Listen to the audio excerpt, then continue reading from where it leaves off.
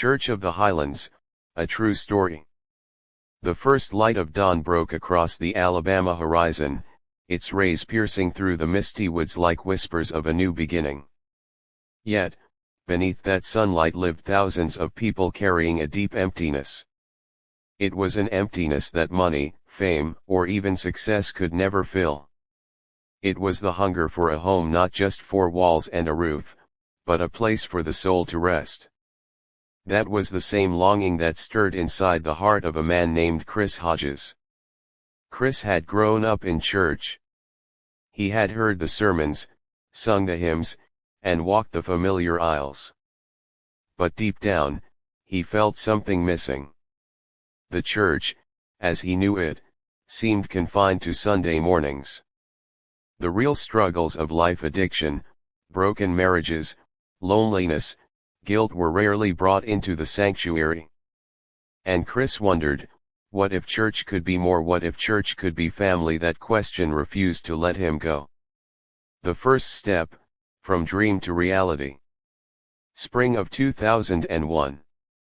A rented high school auditorium. Faded chairs. Scuffed floors. And just a few dozen people scattered in the room. That was the first gathering of what would later become the Church of the Highlands. The people who came were skeptical. Some had been burned by religion. Others were searching but doubtful. Their faces carried a single question: will this be just another church or something different? Chris stood before them and spoke words that felt less like a sermon and more like a promise: we are here to build a church that heals broken hearts. A place where the poor and the wealthy, black and white, young and old, all have a seat at the same table. Those words spread like wildfire. And those few dozen souls turned into hundreds. Then thousands. And eventually, tens of thousands. The people who built the church. This story is not only about a pastor. It is about the ordinary men and women whose lives became the heartbeat of the church. Marcus, a former addict who found God while in prison. At Church of the Highlands, he was embraced, mentored, and transformed.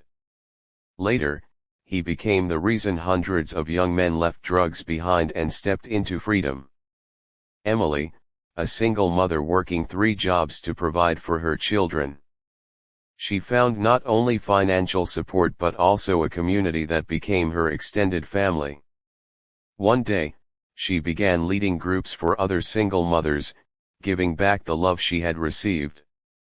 The Johnsons, a black and white interracial couple who had faced years of racism and rejection. Within the walls of the church, they found a place where love was not measured by color but by grace. These were the true bricks and mortar of the Highlands story. Struggles and criticism. But with growth came shadows. As the church expanded across Alabama, critics appeared. Some said it was all just a show: bright lights, giant screens, and booming music. Others whispered that no church could grow that fast without political or financial compromise. Chris often read brutal headlines in the media. But when asked about the criticism, he would only reply, "We are not a perfect church. But we serve a perfect God."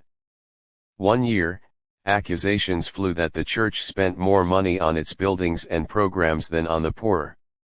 In response, the church made a radical move. They committed a massive portion of their budget to community outreach, funding hospitals, schools, scholarships, and food banks. The critics were silenced, but more importantly, lives were changed. The unseen battles. Yet, the real story of the Church of the Highlands was not in its grand campuses or media presence.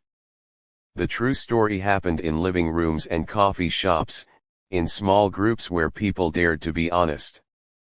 A young man once broke down in tears and said, "I was planning to end my life. But here, for the first time, I feel like my life matters."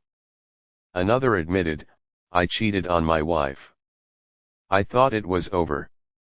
but here I learned how to ask for forgiveness and how to fight for my marriage again.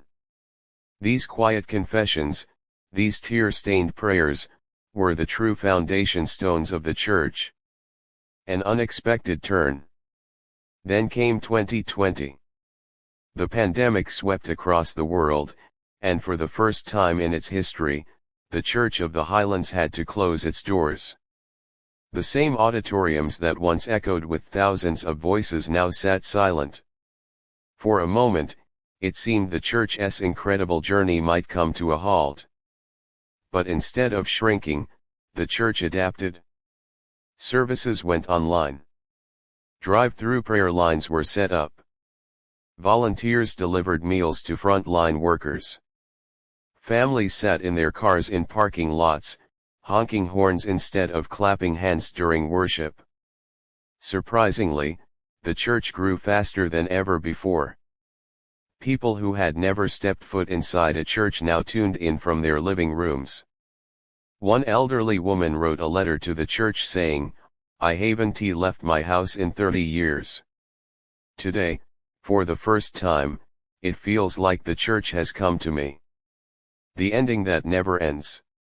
Today, when you drive across Alabama, you see sprawling Highlands campuses with glass walls and towering crosses. But if you look closely, you'll see something far deeper. You'll see broken people who were made whole. You'll see tears that turned into laughter. You'll see strangers who became family. The Church of the Highlands is not just a building, not just an institution, not even just a movement. It is a living story of redemption. Chris once stood before his people and said, "We didn't build this church so people would remember our name. We built it so they would remember the name of the God who never left them." And in those words lies the whole history of the Church of the Highlands.